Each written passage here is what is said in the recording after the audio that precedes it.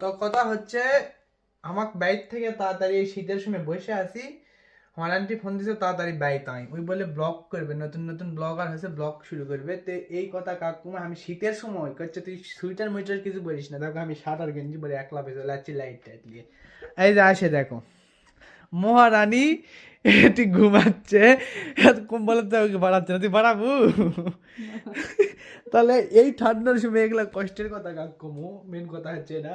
ওই যে আসে এই অবস্থা, আমি কাছে চলে যাম লাইট টাইট নিয়ে, তাড়াতাড়ি বাড়া।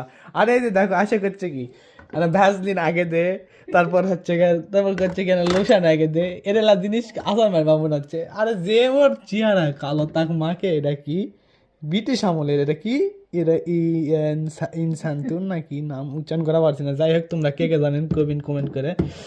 তার তো প্রোডাক্ট দেখ, কাইলা সুদাস এরা প্রোডাক্ট কত তোমাকে তাদের উঠতে লাইভ করে বাইর যেমন ঠান্ডা লাগছে উঠু টু টু টু টু।